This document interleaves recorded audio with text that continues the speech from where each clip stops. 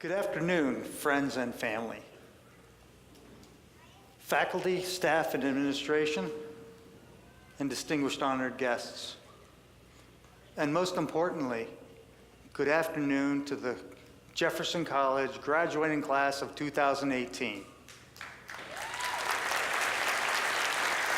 You guys look amazing sitting there in your cap and gown. Stand up so we can all get a good look at you. Don't they look great?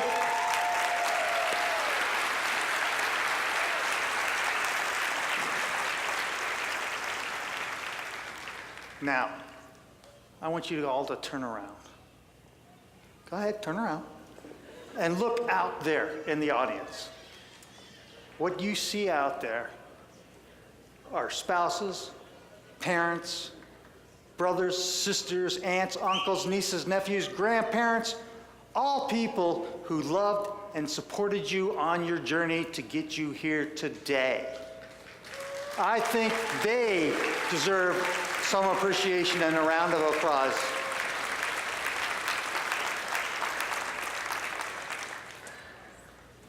You can turn around now.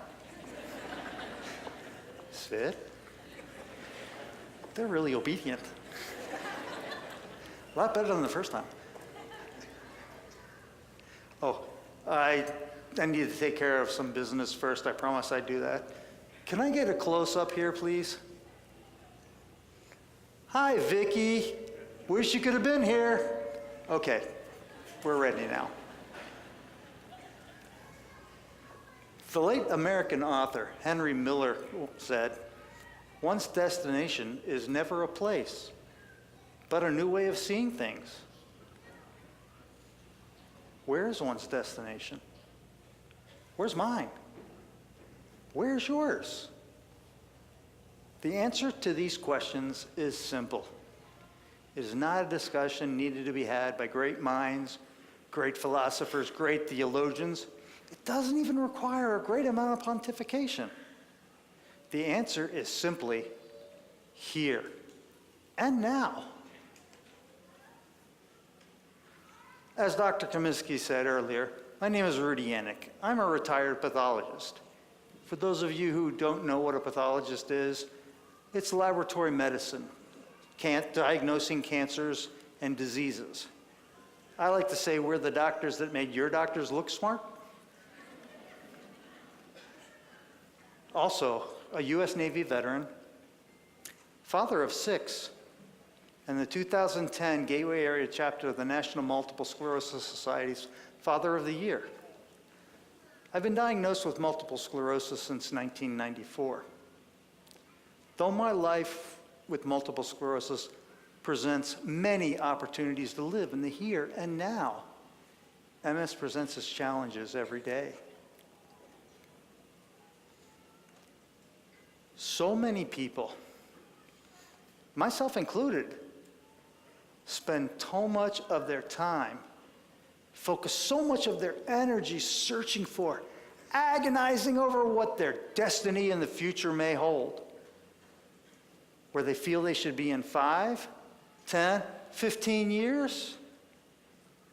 They fret over what could be, what should be, might be, hope to be. They forget about what is the now.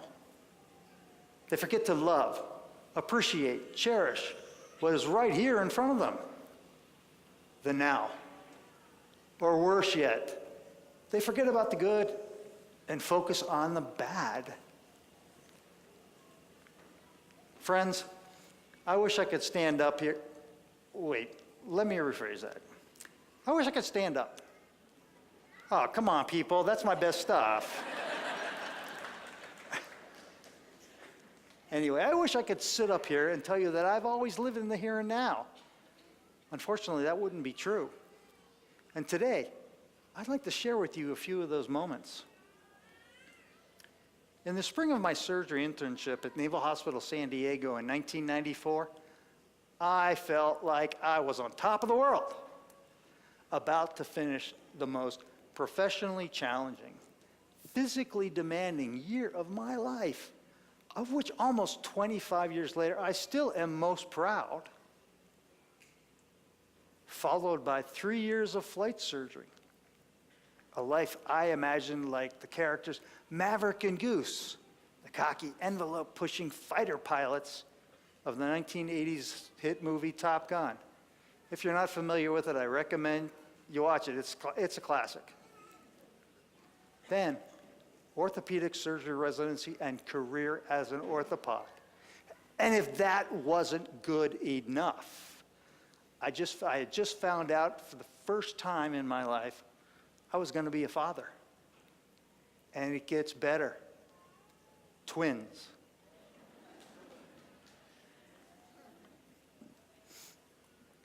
Then, orthopedic surgery residency and career as an orthopod.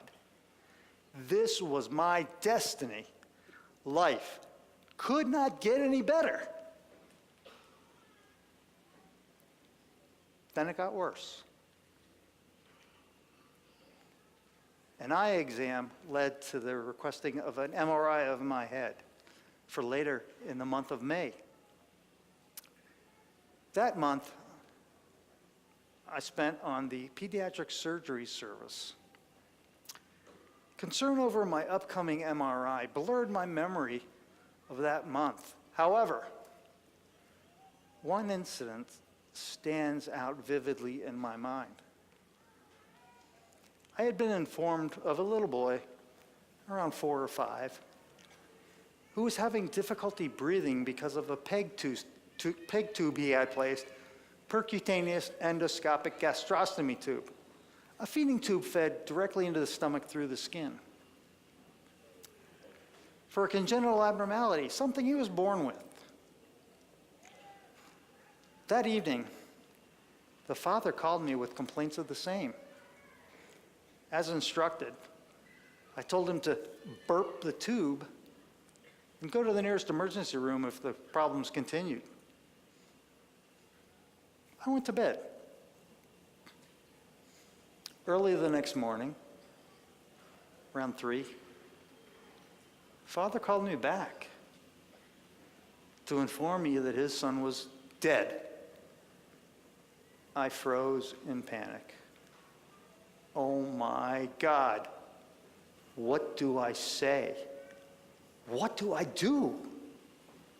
See, medical school had only prepared me to take care of the living, never once preparing me for this inevitable scenario. Previously, in situations like this, I had been part of the medical team, and me and the rest of the medical entourage would just hang in the background while the more experienced attending physicians handled this kind of stuff. This time, there was no background. There was no entourage. There was no attending. There was me talking with an acutely grieving father. I listened, expressed my condolences for his loss, and hung up the phone with the uneasy feeling I had handled it all wrong.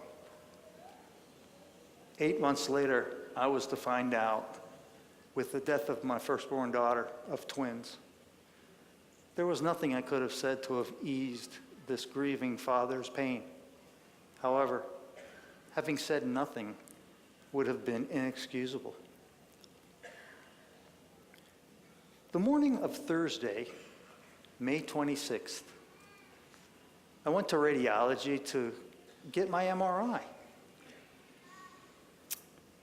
A cage was placed over my face and head, laid down on the table, which slid me into this narrow, claustrophobic, tube-like opening. Suddenly, then silence, followed by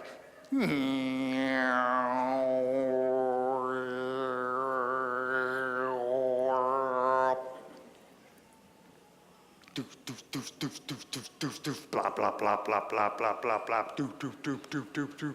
rat tat tat tat tat tat tat tat. The sound would have been deafening Had it not been for the headphones placed over my ears, then silence. A few moments later, the second cacophonic movement began, just like the first. This went on for the next 2.5 hours. The following afternoon, I called the radiology clinic to obtain my preliminary results. The neuroradiologist was reluctant to discuss my results. You see, radiologists are only accustomed to talking with other doctors, not directly to patients. Dilemma, I was both. Reluctantly, and stressing the results were only preliminary, not yet finalized, not yet reviewed by his more experienced attending physician, he went on to read to me what word for word later came the exact final diagnosis. I listened, hung up the phone, and with heart pounding, throat closing, eyes welling, walked to the nearest bathroom. As soon as the door latch closed behind me, I collapsed to the floor in the corner in a massive heap of wails and sobs. I wept like I never wept before. You're probably wondering what the diagnosis was. Severe bilateral demyelination of my periventricular white matter, ultimately resulting in a diagnosis of multiple sclerosis. Just like that, my professional hopes and dreams, my career, my destiny, vanished. The Navy forced me into an area of medicine that I never considered, never enjoyed, and never truly, and I apologize if there are any pathologists here today, it was just me, never truly felt was a real clinical specialty in medicine. I did my pathology residency at the University of California, Irvine, somewhat prestigious institution with a few prestigious names in the area of pathology. I could not see that then. I was too busy mourning the loss of what could have been, what should have been. I was too busy being angry at multiple sclerosis for what it had taken from me professionally. I could not, would not, did not see the opportunities being given me. I wanted my destiny back. Anger over my multiple sclerosis prevented me from accepting the what is, engaging my new life, and fully engaging myself in my training, as evidenced by the several attempts it took to pass the pathology specialty boards. Life would have been so much easier for me had I just accepted what is and acknowledged the opportunities being given. Following my pathology residency, I did hematopathology fellowship training.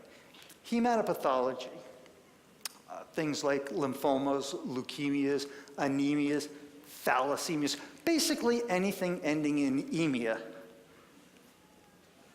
At the Armed Forces Institute of Pathology in Washington, D.C., a very prestigious institution with many prestigious names in the area of pathology. It was during this training I decided to accept my here and now, view things differently, engage myself in my training. Interestingly, once I did, I began enjoying myself, finding my job less difficult than it had been previously. I began having fun. Following a 20-year career in medicine and a 3-year battle to save my job, My symptoms of multiple sclerosis progressed to the point where even the low physical demands of pathology were becoming physically taxing for me. I took a forced federal disability retirement at the VA with a significant decrease in income. Again, I could not appreciate the opportunities. I could not see things in a new way. Excuse me. Once I did, however, I began recognizing the gift that multiple sclerosis had given me. Yes, that's what I said. The gift that multiple sclerosis had given me. The gift of time. Time to spend with my kids, watching them grow into amazing human beings. Time to focus on myself and take care of my own health. Something that doctors rarely do. My here and now became spending my days with my kids and working on taking care of my health. Those are the moments that I cherished. Life could not have gotten any better. Then it got worse. Less than a year after my retirement, 9 months to be exact, my wife of over 20 years and 6 children decided she never should have married me in the first place. Been nice to have thought about that earlier. We separated. After 2 years of soaking the shoulders of friends, family, anybody that would listen with my tears, I accepted my impending singledom. Once I did, I began dreaming again. And you're witnessing one of those dreams here. The chance for me to meet with people, talk about my story, listen to their stories, and share. That's one of the best things in the world. Although, my here and now, the chapter is not completely written yet. I know that once the final punctuation mark is written, life is going to be okay. In fact, it'll be better than okay. Once again, it won't be able to get any better. Graduates, you are sitting here with cap and gown as evidence of a dream you have fulfilled. Congratulations. I'm sure there are many more dreams that you have waiting to be fulfilled. Many of those dreams will not be realized. However, even though life and life's circumstances may stop your dreams, they can't stop you from dreaming. Congratulations, Jefferson College graduating class of 2018. And remember, never stop dreaming.